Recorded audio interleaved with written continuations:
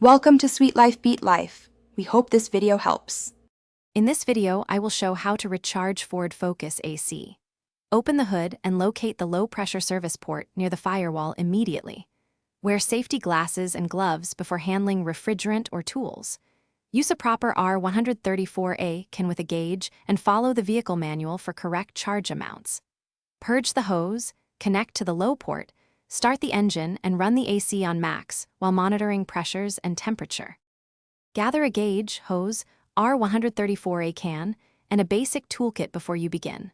Park on level ground with the engine off and vents closed.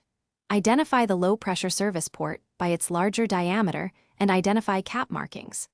Check the underhood sticker or manual for the specified refrigerant charge.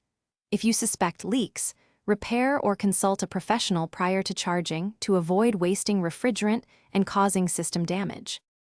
If you are finding this video helpful, please subscribe and like to support the channel. Quick recommendation: a book called The Simple Path to Wealth can change how you think about money, and I found it surprisingly motivating during long DIY projects. Check the description for the link and other deals if you want to grab a copy. Thanks for the support. Now let's get back to the video. Attach the gauge to the low port and ensure all connections are tight and secure. With the engine running and AC on max, open the can valve slowly and allow refrigerant to flow while watching the low side pressure. Add refrigerant in short bursts and compare the outlet vent temperature to expected values. If pressures spike or you see oil, stop and address possible leaks.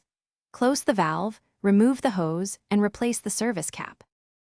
Thanks for watching. Consider subscribing if we helped you.